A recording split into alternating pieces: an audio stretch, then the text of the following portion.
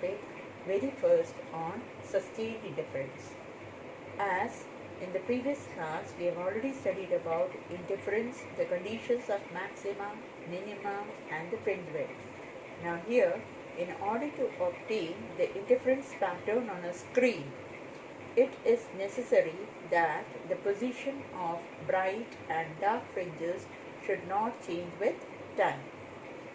Hence, if the positions of maxima and minima of an interference pattern does not change with time, then such a pattern is known as an sustained interference. Like if the positions of maxima and minima on a screen, this is maxima and this is minima, this is screen. Suppose that this is O. If the position of maxima and minima are not changing with respect to the time as the time advances, then it's known as sustained interference. If suppose it is changing with time, then it is not sustained interference. Hence, this we term it as maxima and this is minima. Now, there are certain conditions for obtaining sustained interference. The conditions for obtaining the sustained interference are, very first is the source of light should be continuous. That is, the source should emit light continuously. Source should be continuous.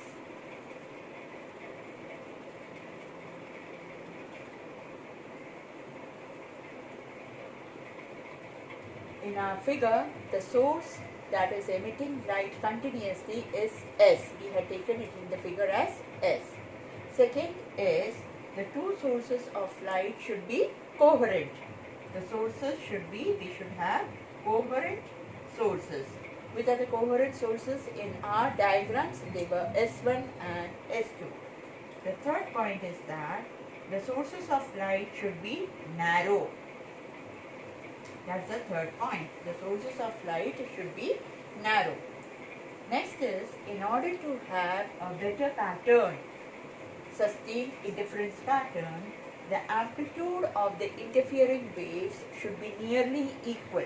That is, we should have A1 as approximately equals to A2. The amplitude of the interfering waves should be nearly equal. The next point that we should have is that the waves should travel in the same direction. The waves should be traveling in the same direction. Next is the sources of light should be monochromatic, that is of a single wavelength. The sources of light should be monochromatic. Then the last point that we should have is, according to the formula for fringe width, as we had beta is equals to lambda capital D by small d. Hence, in order to have a better pattern, what should be there? D should be, in order to have a better contrast of bright and dark fringes, the fringe width should be large. In order that the fringe width should be large, we should have D should be small. D is what? The distance between the two slits should be very small, and that capital D is the distance between the source and the screen, that should be large. So, these are the necessary conditions for sustained interference. The next topic that we are going to deal with is conservation of energy in interference. Now, as we know that in interference pattern, we have got bright and dark interference fringes. Bright and dark fringes. Bright means maximum intensity and dark means minimum intensity. Now, this bright and dark fringes doesn't follow the law of conservation of energy. For that, as we have already dealt with the formula of intensity, that is the relation between intensity and amplitude, as we know that I is directly proportional to the square of the amplitude. Suppose if I take A1 and A2 are the amplitudes of the two interfering waves, then for a maximum intensity, I can write it as intensity is directly proportional to A1 plus A2 the whole square. That is for brightness. Similarly, for darkness, I can write I min is proportional to A1 minus A2 the whole square. Right? Now, if I take the average of these two intensities, that is the average intensity of maxima and minima, then I would have I max plus I min by 2. Right? So, what do I get? By taking the average, I will have A1 plus A2 the whole square plus A1 minus A2 the whole square divided by 2. Right? Now, as I solve it, I would get A1 square plus 2A1 A2 plus A2 square plus A1 square minus 2A1 A2 plus A2 square whole by 2. That is, I would get 2A1 square plus 2A2 square, 2 would be common, A1 square plus A2 square whole divided by 2. Or I am getting, it should not be equal to, then it should be proportional to, or I can write that I average, if I remove the proportionality sign, then I could write I average is proportional to A1 square plus A2 square. That is for interference. If suppose the waves are not interfering, then I would have I is proportional to the square of the amplitudes of the two waves individually. That is, I is equals to I1 plus I2, which is I is proportional to A1 square plus A2 square, which is the same as the average intensity of an interference pattern. Hence, as the intensities are remaining the same, hence it obeys the law of conservation of energy. The next topic that we are going to deal with is the comparison of intensities at maxima and minima. Let A1 and A2 be the amplitudes of the waves with intensities I1 and I2, as intensity is directly proportional to the square of the amplitudes. Hence, if I take the amplitude at maxima,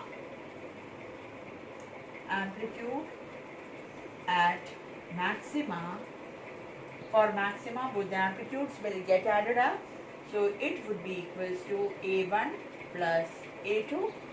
Similarly, the amplitude at minima would be equals to A1 minus A2. Also, I can write I1 by I2 is equals to A1 square by A2 square. If I take the ratio of maxima to minima, then I have I max by I min is equals to A1 plus A2 the whole square upon A1 minus A2 the whole square, which can be written as A1 by A2 plus 1 upon A1 minus A2 minus 1 the whole square. If I suppose let A1 by A2 is equals to R, then I can write I max by I min is equals to R plus 1 upon R minus 1 the whole square. R plus 1 upon R minus 1 the whole square. Now from this formula I can also write, this is one result, very important result which we will be using in the numericals. Similarly, I can also have A1 by A2 is equals to under root of I1 by I2, which is equals to R. This is another result which is very important. Now we'll solve some numerical based on the topic which we have already done. For that, it's given two coherent sources have intensities in the ratio of 25:16, that is have intensities in the ratio, that is I have got I1 by I2 is equals to 25/16. Find the ratio of the intensities of maxima to minima, that is I need to find I max by I min. To find out this, as we have already studied the formula that I max by I min is equals to R plus 1 the whole square upon R minus 1 the whole square, where R is equals to A1 by A2. That is what we have studied just now. Now, also you know that A1 by A2 is equals to under root of I1 by I2. So we'll substitute the value, that is under root of 25/16, which is equals to 5/4, which is also equals to R. So resubstituting that, we get I max by I min is equals to 5/4 plus 1 the whole square upon 5/4 minus 1 the whole square, that is 9/4 upon 1/4 the whole square. 4 gets cancelled, that is 9/1 the whole square, which is 81/1, or I can write I max to I min is equals to 81:1. So the second numerical that we are going to deal with is, in the Young's double slit experiment, the ratio of the intensity of maxima and minima in the interference experiment is 25:9. That is I max by I min is equals to 25/9.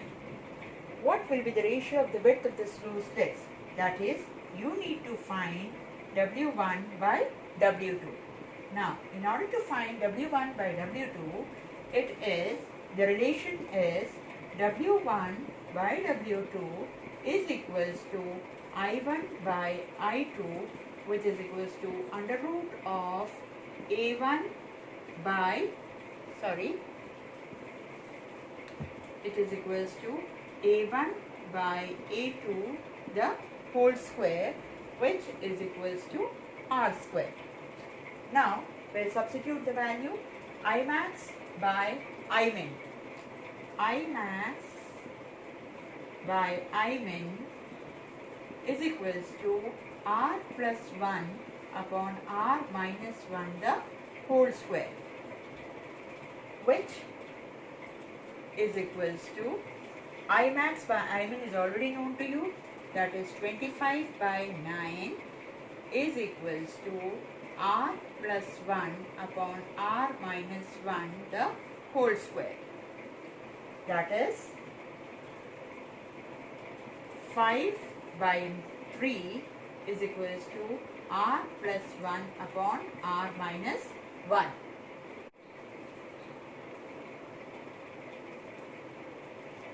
As 5 by 3 is equals to r plus 1 upon r minus 1, solving it, you will get 5r minus 5 is equals to 3r plus 3, that is 2r is equals to 8 or r is equals to 4.